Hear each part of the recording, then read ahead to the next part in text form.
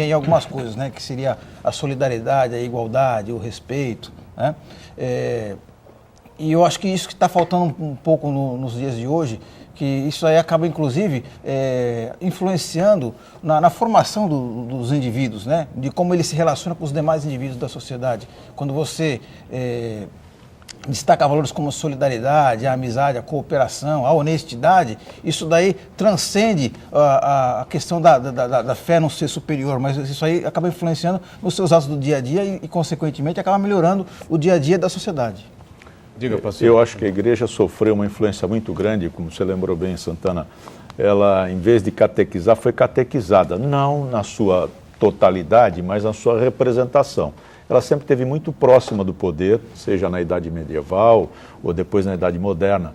Então isso, de uma certa maneira, afastou um pouco, né, do rebanho. Aliás, aquela ostentação toda do Vaticano, na minha visão, né, nada mais é do que uma demonstração de poder, força, de poder, né? Exatamente. Que ao longo dos então, séculos veio perdendo a importância, na verdade. Isso aí até faria algum sentido no século XIV, XV, né, quando as pessoas eram muito mais ignorantes, tinham muito menos informação e acreditavam muito mais em lendas, do que se passava para ela, do que realmente era verdadeiro, né?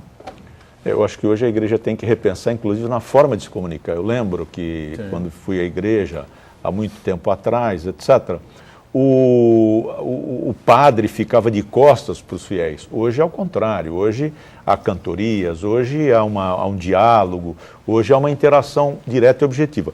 E eu gostei muito, viu, Santana, do teu artigo aqui, do Enfoque. Realmente a igreja tem que discutir a relação com seus fiéis no século XXI, inclusive com a modernidade que permite essa relação, né? Por exemplo, as praças se encheram, etc., de que maneira? Com as redes. Eu acho que a própria igreja tem que abdicar do seu santuário, etc., e tem que capilarizar, estar mais próxima do povo. Pastor, até para esclarecer melhor o que ela pensa em alguns aspectos, né? Perfeito. Por exemplo, assim, quando a igreja, não estou defendendo aqui os pontos de vista da igreja especificamente, mas quando ela defende, por exemplo, o sexo apenas após o casamento, o não uso do preservativo, é o quê? É com relação ao planejamento familiar, com relação ao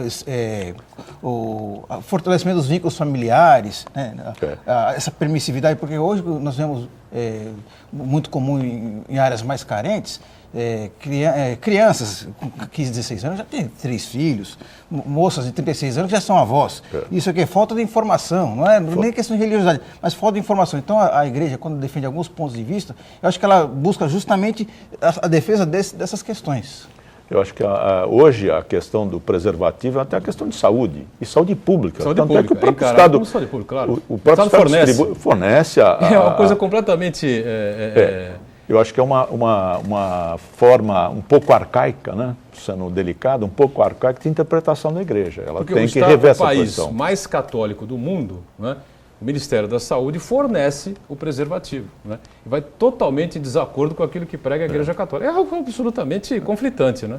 Curioso. Eu acho que o Francisco talvez venha diminuir esse ato e a própria tecnologia vai ajudar, porque eu acho que o Einstein falou que a fé e a tecnologia são duas coisas que se completam, né? O fato dos cientistas, etc., estudar a origem e alguns fenômenos que depois você acaba comprovando tecnicamente, cientificamente, tem muito de fé nessa busca. Então, acho que é um complemento. O Einstein falava muito nisso daí, que existia um complemento entre ciência e fé. Agora, são coisas difíceis da gente analisar, né? Porque como é que vai a Igreja Católica abrir mão, né, dessa linha, por exemplo, o padre não pode casar, né, a freira também não pode casar, o líder religioso não pode se casar, não pode ter uma esposa, ele casa com a igreja, a freira também casa com Cristo, né, com Jesus, né? É isso que a gente vê. O sexo não pode ocorrer antes do casamento, só por procriação, né? O uso do preservativo. Se a igreja abrir mão desses conceitos, preconceitos, ela deixa de ser igreja, de ser a igreja católica, ou não? No entanto, ela está com essa linha que ela continua seguindo, me parece que ela se distancia cada vez mais da realidade. Pois é. Eu acho que ela vai ter que rever essa posição, porque hoje é imperativo, né? Ela não pode mais viver simplesmente e exclusivamente de um dogma. ela vai ter que discutir, se ela quiser ter os fiéis. Né? Imagine, é um contrassenso, eu acho que até o fato de proibir o casamento na igreja tem uma visão lá atrás, histórica, econômica, né? E você não partilhar o entesouramento do qual a igreja acumulou. Infelizmente, esta é um pensamento, mas é uma realidade também, porque não se justifica uma atitude natural, um relacionamento entre homem e casal, acasalamento, e você, por um dogma, você tentar, né, afastar essa naturalidade. Então a igreja tem que repensar se ela quiser evoluir, se ela quiser estar junto dos fiéis. Caso contrário, vai haver um distanciamento. Muito bem, vamos fazer o primeiro intervalo aqui no painel Debates. A gente volta já com o segundo bloco, com a participação também importante. Vá com a gente o vereador Antônio Carlos Banha, do PMDB aqui de Santos. Em instantes a gente volta. Já. Estamos de volta, segundo bloco aqui do nosso painel regional Debates. A gente, com prazer, aqui conversando com o Dr. José Francisco Pacilo, advogado, nosso comentarista, Marcos Santana, companheiro do Jornal da Hora, editor adjunto, né, sempre um parceiro de toda segunda-feira, e já com a presença, como eu anunciei no intervalo, antes do nosso break, né, do nosso vereador Antônio Carlos Banha, do PMDB aqui de Santos. Tudo bem, Banha? Prazer revê-lo. Boa tarde para você também. Boa tarde, Boturão. Boa tarde, o Francisco Pacilo. Não é o Papa, mas é o Papa do direito, do operador de direito, um Papa no conhecimento jurídico. Bondade, meu amigo. Obrigado pela lembrança. Tem aqui o nosso querido Marcos Santana, glorioso parceiro do Jornal da Orla. E uma honra estar aqui no teu programa, ainda falando dessas questões da igreja. Quanto trabalho vai ter aí o nosso querido Papa Francisco. Muito trabalho para ele aí no mundo todo, né, Boturão? O trabalho é enorme, né? E as dificuldades da igreja, né? Eu queria que o Banha analisasse também a visita do Papa, né? O Pacilo fez uma crítica aqui ao governador do Rio. Eu acho que a crítica, em certo ponto, é procedente, não é? Por causa da questão da segurança, porque o Papa vem como líder religioso, né? Líder católico, e como líder católico, evidentemente, ele tem que ir ao povo. Se o Papa não for ao povo, então vamos fechar tudo, porque não vale de nada, claro, evidente, né? Mas, por outro lado, ele vem também como chefe de Estado, né? Chefe de Estado do Vaticano. Você já imaginou a cabeça do governador do Rio de Janeiro, da segurança, do staff da segurança de todo o Rio de Janeiro, lá, tropa de choque, PM e tal, se o Papa sofre um atentado no Rio? Doutorão, Deus do céu. Doutorão, diga, Santana. Disse isso aí, que ele, assim que ele começou a sua gestão, que é uma gestão, né?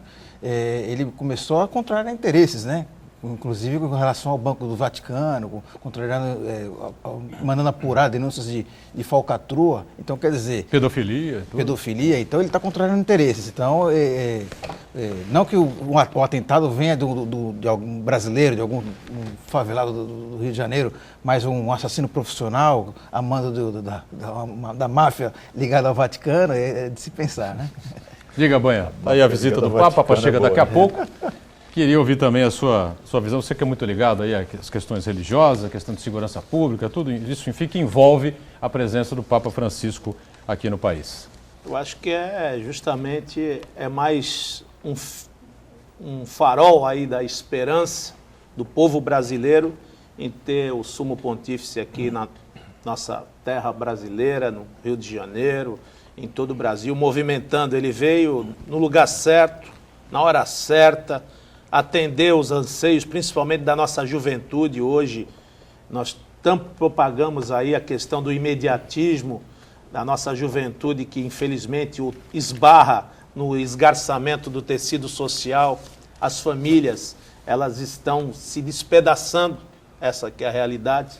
A gente vê muitos casamentos aí que se afrontam, que não se chegam num sucesso e que acaba respingando isso nos filhos, e que muitas das vezes esses conselhos não passam à frente, o imediatismo, a vaidade, a roupa da marca, enfim, olha, Papa e não só as outras matizes religiosas vão ter muito trabalho, e quem sabe um pequeno grão de mostarda no coração de cada um, para que essa questão do temor a Deus, da religião, que cada dia que passa se distanciou ainda mais do nosso jovem, da nossa criança da tenra idade.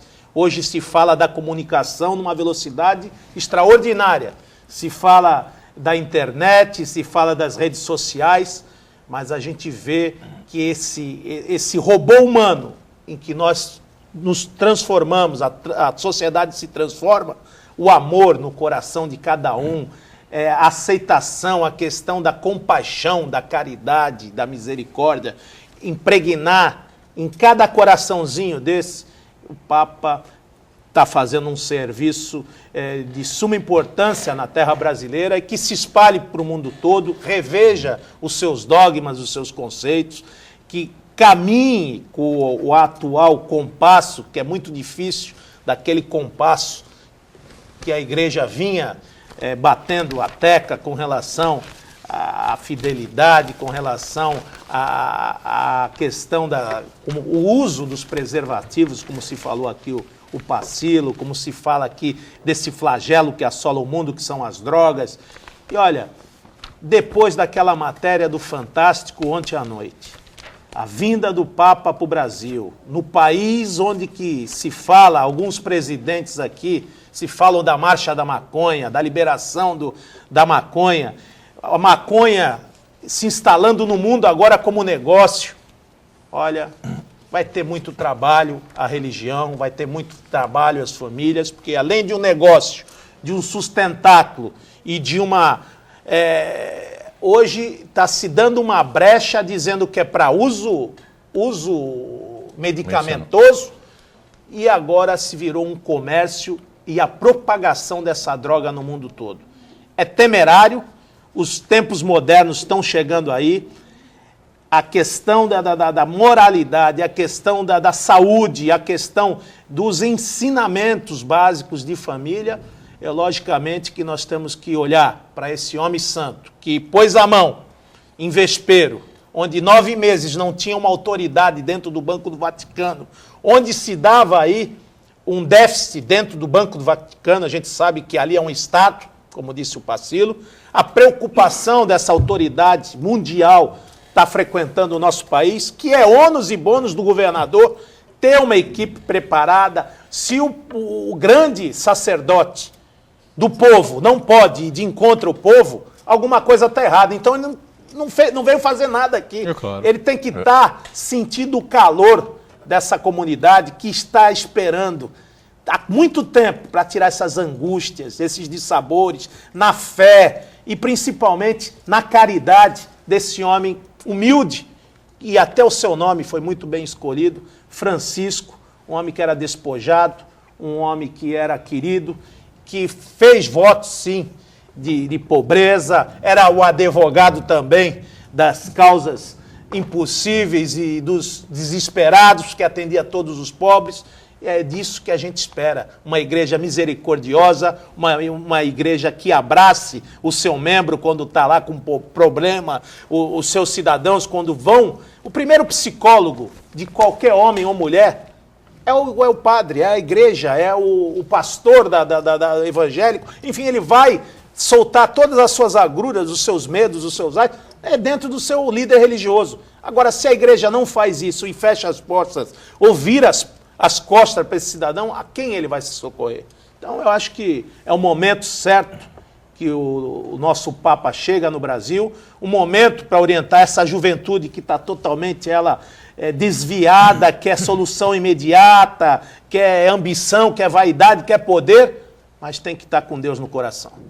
E um recado claro aqui, né, nisso que a gente está comentando, que o Banha coloca bem, né, nessa relação do líder religioso com a comunidade, com o povo, com os fiéis, né? O discurso do próprio Papa Francisco ontem ainda em Roma, antes de sair de Roma, está retratado aqui no jornal. Se a igreja quer chegar à sociedade e reverter a perda dos fiéis, não poderá ficar apenas nas sacristias, né? E uma das metas do Papa é criar um caráter missionário na igreja, evidentemente, né? Não basta ficar no discurso, você vai aos fiéis, né? Ou você vai à comunidade, né, ao povo. Realmente a igreja a tendência é se afastar cada vez mais, até porque eu disse no começo, não vai ser possível, em hipótese alguma, nunca, jamais, a igreja abrir mão desses dogmas que estão colocados aqui. O sexo só por procriação, né? Padre não casa, né? Freira também não pode ter marido, né? a igreja nunca vai abrir mão desses dogmas. Senão ela vai deixar de ser a igreja católica. Não sei que alguém discorde de mim aqui, que é democracia total no programa. Não vamos discordar, doutor, você tem razão, mas ela vai precisar rever por uma questão de evolução natural, de evolução da raça humana. Se ela, num determinado momento, num determinado lapso histórico, ela conseguiu levar lapidar este dogma, ou manter este dogma, o Banha colocou bem, existe toda uma preocupação com os jovens, existe toda uma formação, toda uma busca de respostas. E eu não posso manter ad eterno, indefinidamente, um dogma, sob pena de eu criar uma frustração. E criando essa frustração, as pessoas vão se afastar da igreja. O Banha lembrou com muita propriedade e inteligência que lhe é peculiar. Nós temos sim que entender este movimento, que é de jovens, e estes jovens esperam muito, sim, de uma filosofia, seja religiosa, de uma prática política adequada, que harmonize, que diminua esse fosso existente que o sistema permite existir, desta coisa. O Banha foi feliz quando coloca, olha, roupa de marca, é verdade, né? Nós damos muito mais valor à marca do que à roupa. Então, eu acho que isto, e a igreja só vai conseguir ajudar na transformação desses jovens quando ela estiver dentro de uma realidade histórica atual. Fora disto, eu acho que vai ser difícil. E eu me lembro bem, na época de 70, 80, tal, quando o padre rezava em latim, a coisa mais distante possível. Ele rezava em latim e rezava de costas para os fiéis. E o surgimento de outras religiões, com outras formas de manifestação, sem te você também participou disso. Sem te interromper, e a gente viu que tem algumas pessoas que antevê essa coisa. Tem pessoas que estavam muito à frente do seu tempo, dentro da própria igreja.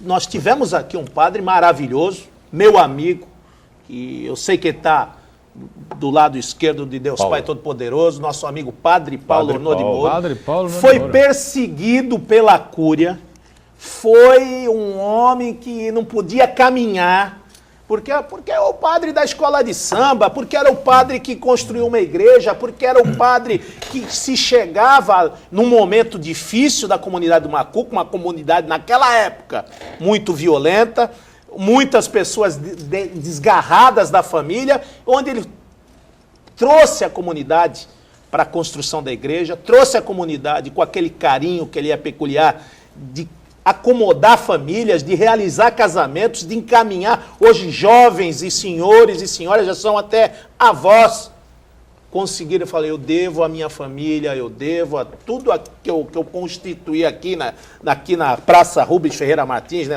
numa dos primeiros conglomerados populares da nossa região, uma força, um homem que construiu 2 igrejas, aquela São Jorge Mártir, depois foi para o São Benedito, e foi construir o fogo na matriz, que ele teve que acomodar aquela questão na matriz de São Vicente, e depois, quando aposentou, não esperaram, ele concluiu os 50 anos do celibato, isso foi um dos maiores golpes que ele sentiu, onde ele adoeceu, e depois foi para uma igreja no Catiapuã, onde alguns fiéis o ajudaram a construir era a igreja Nossa Senhora de Fátima. Então, o padre Paulo... Ele era inquieto, né? Ele era inquieto, uma pessoa que estava muito à frente do seu tempo. Hoje nós vemos, sim, alguns padres cantores, Marcelo Rossi e outros aí. Mas naquele tempo era muito difícil, né, Pacílio? E foi seu professor, né? Foi um visionário. Isso para você. Realmente. Meu pai, por exemplo, não está mais com a gente há mais de 14 anos, vai fazer, já está fazendo, né? Em 15 de julho, 14 anos que ele já se foi. Mas ele estudou num colégio religioso, né? E ele me contava, ele tinha medo dos padres. E o que ele falava mesmo, Pacílio, até nas horas, ele falava assim, era muito o grande. Padre Paulo, para quem não conhece, era um padre de família rica, deputados. Ele fala assim, Banha, menino, eu entrei na igreja pobre e saí dela miserável. E é verdade, ele morava num kitnet, lá na avenida, na avenida em São Vicente. Nós várias vezes fomos visitar ele, tinha uma batina, Maria, que era a mãe de Deus, dizia que ele morreu com o nome Padre Paulo Maria Ornô de Moura, que ele colocou no nome, que ele era apaixonado pela mãe de Jesus. E a gente via naquela sua simplicidade, ele andava por São Vicente, e as pessoas, padre, vem tomar um café aqui. A irmã Maura levava almoço, a janta para ele. Então, você vê uma pessoa que tinha uma família tão importante em São Vicente, o Ornô de Moura, famosíssimo, né? E morreu, entrou na igreja pobre e saiu miserável. Então, esse é um homem que a gente, com os vários padres, vários líderes que a gente tem, mas esse estava muito à frente do seu tempo, foi muito criticado e, às vezes, até desconjurado, que muitas pessoas já não queriam ver o Padre Paulo naquela comunidade. Ele sofreu muito com isso. Pois não, diga, pastor. Não, ele sofreu muito com isso, com essa discriminação, né? Enquanto nós temos aí líderes que, até modernos, mais modernos, que andam de avião, jato, tem fazenda e etc., ele teve aquele compromisso bastante objetivo.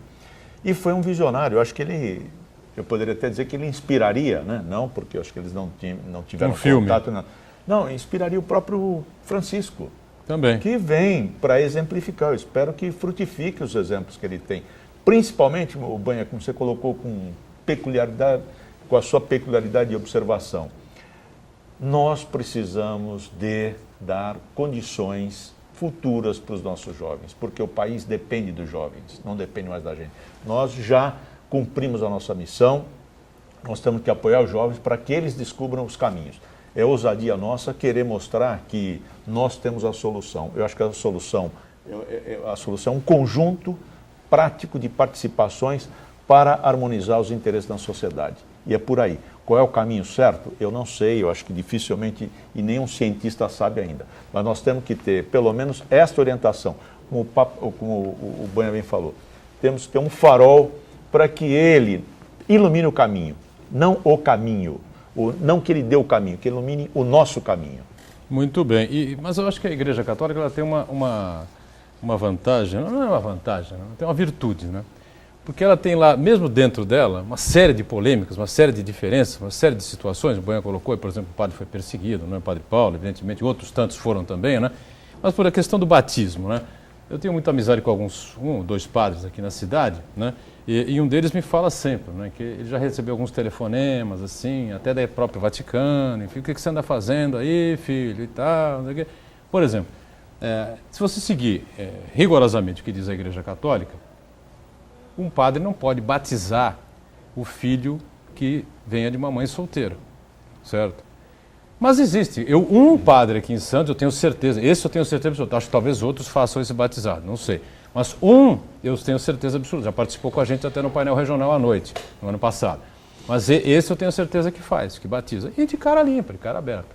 Pode vir que eu faço o batizado. Se alguém quiser vir contra mim, que venha. É um filho de Deus, né? É um cristão, está vindo ao mundo, não tem culpa absolutamente nada disso. Qual o pecado que ele cometeu? Qual o pecado que essa criança cometeu? Né? Mas se você seguir rigorosamente o que diz ali a Igreja Católica, né, o padre não pode batizar justamente pelo dogma original que antecede o nascimento, que o sexo foi feito fora do casamento. Mas você me permite, Botelho, algumas já existem, como no próprio direito, algumas correntes. Tanto é que se o Papa Francisco Exatamente. se encontra hoje onde está, Exatamente. é porque essas correntes aí, elas se mobilizaram. Porque o autoritarismo e a hierarquia dentro da igreja é uma coisa astronômica. Então, se você vê um Papa que estava lá, renunciou para ser tratado, o nome que eles deram lá para aquela atitude que foi tomada, eu nunca vi isso, ninguém viu na história do papado, o cidadão só entraria no lugar se o cidadão falecesse, aí você substituiria.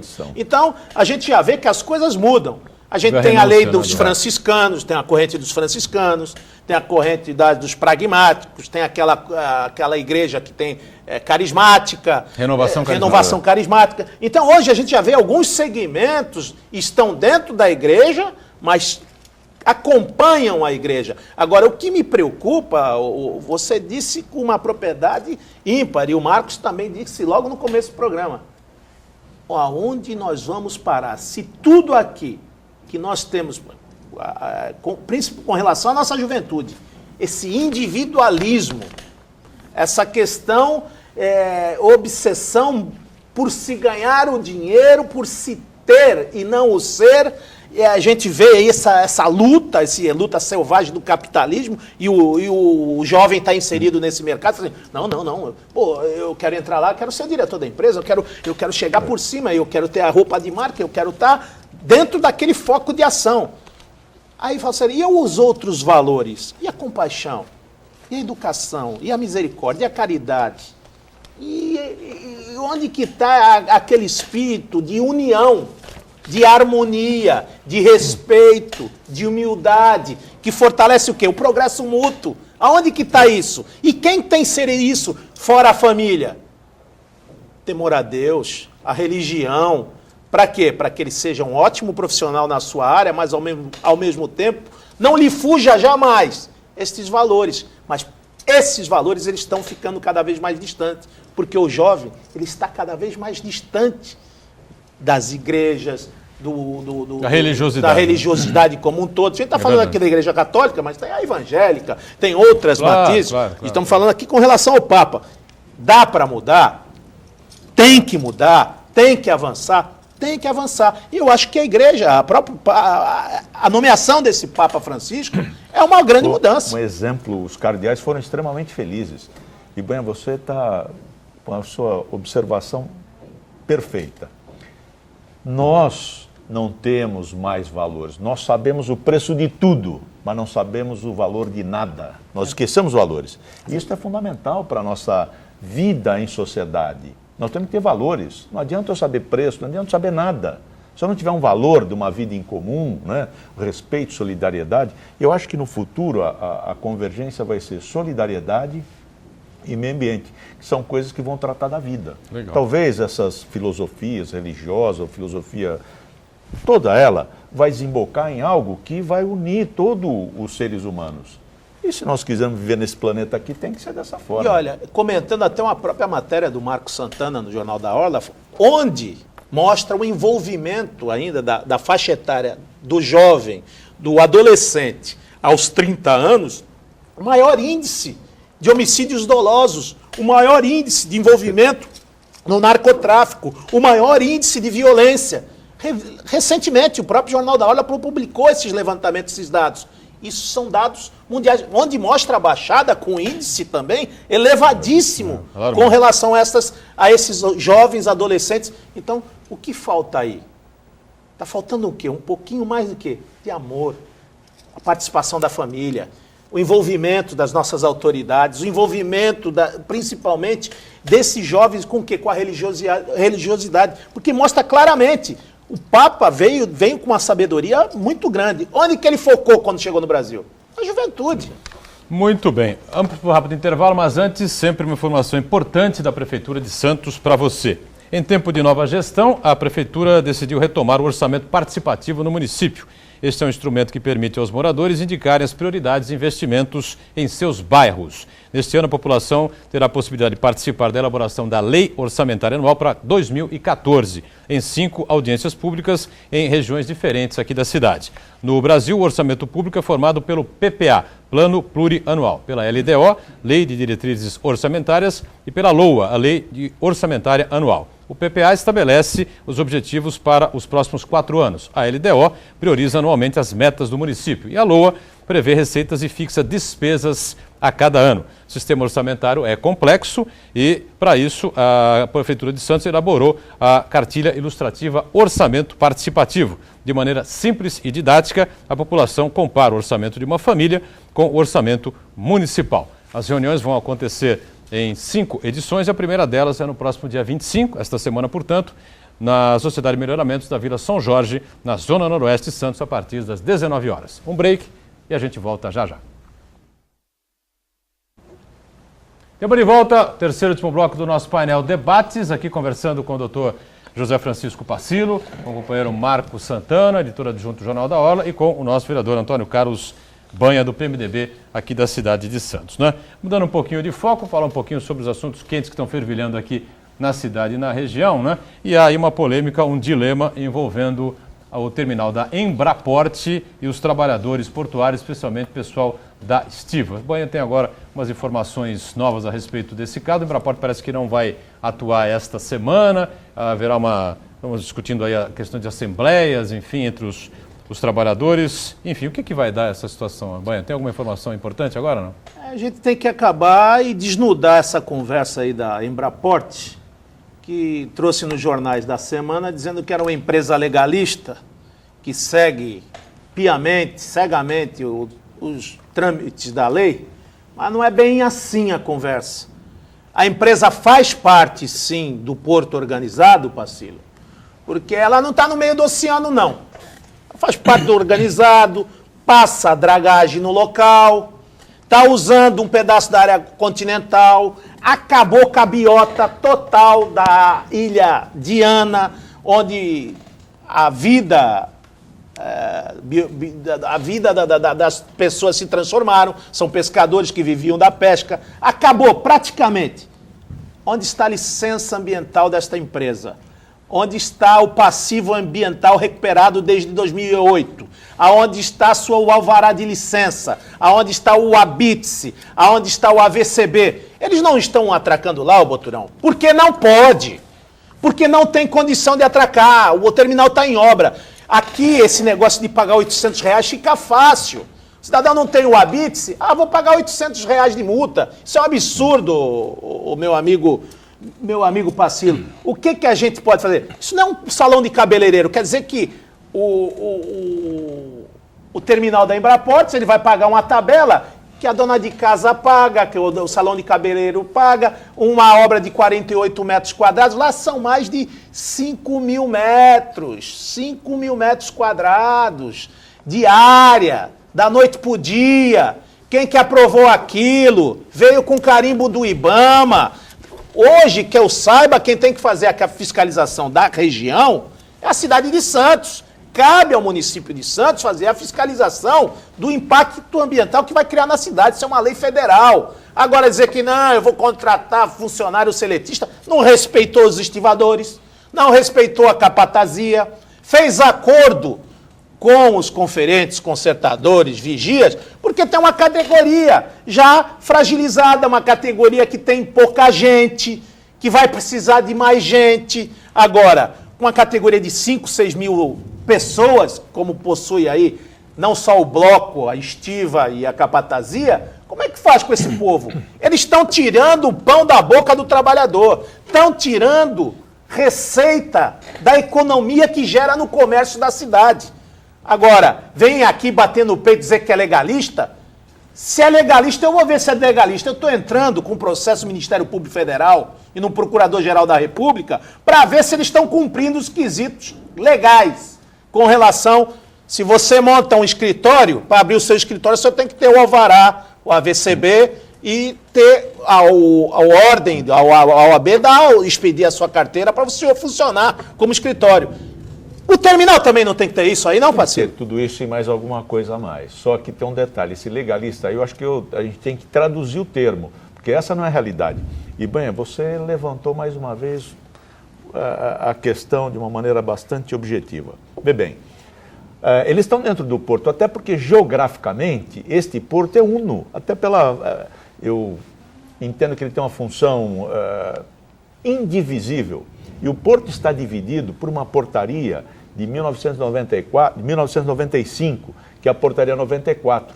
É só tirar a vigência dessa portaria e o porto vai ser único. Nós estamos discutindo muito a respeito aí, só que isso é um artifício jurídico para que você divida. Bem, você colocou, eles usam a dragagem, eles usam a sinalização, eles usam o prático, eles usam tudo de um porto organizado. E diz que não está dentro do porto organizado? Isso é uma brincadeira. Usa as estradas e rodovias do nosso... rodovia, tudo.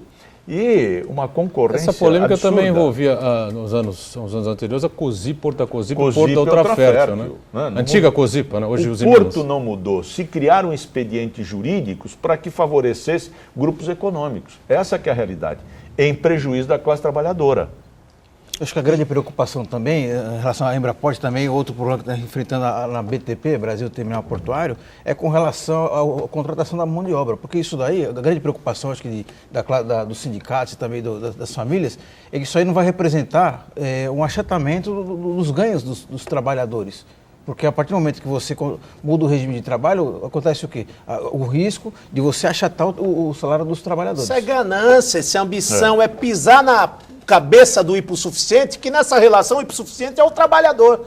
Agora, você ganhou o direito de ter um terminal. E não serve isso só para a Embraporte, não, diga-se de passagem. Eu quero falar aqui da Ecovias, que só ganhou nesse processo. A Imigrante está lá, a Anchieta está há 20 anos do mesmo jeito, não se investiu nada. Ganharam um terminal, que era um porto de regulador de carga, um terminal regulador de caminhões, que era na época do Ney Serra, não existia nem Ecolog, nem Elog, nem nada. Existia a Ecovias, que tinha responsabilidade da concessão da rodovia. Se ganhou um terminal em Cubatão, sendo que esse terminal era para regular o fluxo de caminhões, ou seja, tirar os caminhões da estrada e servir como estacionamento de caminhões. Hoje você vai nesse terminal, de 500 mil metros quadrados, virou um terminal, com container, com carga cheia, com frigorificada, um ECAD mesmo, um terminal retroportuário alfandegado lá, tá um terminal. Então, quer dizer que veio para fazer concorrência com os nossos operadores portuários, que pagam tudo, que pagam a mão de obra correta, e da noite pro dia se instala lá como uma atividade que não era a da concessão e sim de operador portuário, depois vem com aquela falácia de comprar o Tecondi. Ô, querido, é muito esperto para um porto só. Agora, não dá mais para aguentar isso aqui. Nós só ficamos com prejuízo disso. Quem fiscaliza esse tipo de situação? Tudo isso que está sendo debatido aqui. Com relação à área portuária, deveria ser o Ministério ou a Secretaria de Portos. Com relação a esse terminal que o Banha cita, quem é que fiscaliza isso? Porque se ninguém fiscaliza, não adianta nada. Tanto é que fiscalizamos quando nós entramos com a representação você lá. Como vereador da cidade. No Ministério Público em Cubatão, está sendo Mas apurado isso aí. Não tem uma agência reguladora, não há um órgão que... O CEP tem que fazer isso, o próprio Ministério Público deve observar na questão do meio ambiente, e uma das questões delicadas que nós estamos tendo aí é o Rio Lenheiros, a dragagem com laminação que está espargindo uma série de elementos no canal e está indo para a praia. Essa situação toda tem que ser vista. Agora, a fiscalização realmente está deixando a desejar. Eu acho que existe algum interesse, de alguma maneira. O porquê que estaria se criando tanta irregularidade e as autoridades que são responsáveis pela fiscalização, pela concessão das licenças, pelo arrendamento, como bem colocou aqui em relação a Ecovias, e depois um mascaramento aí, olha, eu compro um terminal, eu junto os dois e eu começo a atuar. Né? Quando a própria CEP tem todo um remanejamento de reatualizar esses contratos existentes. Parcilo, então aquela situação da Codesp ser autoridade portuária não é? Ela é síndica do prédio? Ela, o que é? Ela é síndica e não está mandando em nada. Não manda em nada? Não manda em nada. Tem que pedir autorização que é para ANTAC? Tem que ser ANTAC, tem que ser CEP, porque está parado, inclusive. Então a Codesp é despachante de luxo aqui. Infelizmente é isso que está acontecendo. Agora, eles sabem ter preocupação de não deixar a imprensa entrar em assembleia, de não ter a devida transparência nas medidas, né? Nós estamos tendo um VTMS aí, que nós tínhamos um valor de 12 milhões, passou para 36. VTMS, para quem não tem o conhecimento, significa o quê? É um sistema de controle de entrada e saída dos navios. Então, isto é... E outras questões mais que os acionistas minoritários têm batido lá e têm encontrado ressonância só com o vereador aqui, porque do resto o negócio está difícil. Marcelo, o cara entra pelo terminal, pela barra, é tudo dragado, da entrada da barra até a Cozipa. Quer dizer que o cidadão não quer pagar a dragagem, ele só paga até a Lemoa. Da Lemoa para dentro. Então não tem, o navio dele entra pelo ar. Ele entra pelo ar ou entra pelo rio, porque só paga a dragagem da Lemoa até lá. Por isso, mas tem gente boa. Mais ou menos assim, não, mas tem gente boa no circuito. Eu quero elogiar aqui, infelizmente faz falta nessa mesa de negociação uma figura como Mesquita. Mesquita foi uma pessoa que sempre respeitou o trabalhador. Luiz Veiga Mesquita, né? Da Ultrafértil, da Vale. Ele sempre requisitou mão de obra dos avulsos, sempre trabalhou com os avulsos. É verdade. A Cozipa não. Hoje, o Zimina, esse é o nome que se dá hoje. Já tanto nome que teve lá também, é Cozipa, Zimina. Eu não sei como é o nome que se dá. Mas a Usiminas, ela pegou, surrupiou a questão de entrar com minério e sair com aço. Até aí, Tudo bem, tem que ter um barateamento. Ela está fazendo aí até um serviço de um drawback, se a gente for colocar entre aspas, está trazendo o minério e vai sair aço. Depois começou a competir com o Porto Organizado, da qual ela faz parte e ela diz que não. Recebe dragagem, recebe o prático, recebe todo mundo, deixa o prejuízo e ficamos aí sem o quê? O faturamento. Pacilo, as nossas autoridades, elas estão muito acovardadas para esse tipo de coisa, não? Então, a própria direção da companhia tinha que ter uma postura objetiva e tomar as medidas para a legitimidade dessas atuações que têm sido feitas. E isso a gente não tem visto, infelizmente. Por isso que esta lei 12.815, de uma certa maneira, arrefeceu em relação, porque a própria autoridade estava sem nenhum tipo de interesse de intervir nesse processo. Muito bem, estamos em cima da hora, fechando aqui mais uma edição do Painel Debates. Eu quero agradecer muito a participação do companheiro José Francisco Pacilo. Obrigado por estar conosco, Pacilo. Espero você doutorão. Na sexta-feira aqui com a gente. Obrigado, Santana, mais uma vez pela participação. Obrigado, Banha. Obrigado também por estar conosco. Obrigado, doutor. Obrigado a você que acompanhou mais uma edição. O programa volta sempre amanhã, na sequência, 1h30 da tarde, a reprise às 20 horas e à noite, às 10 da noite, 22 horas, o Painel Regional. Obrigado, tchau.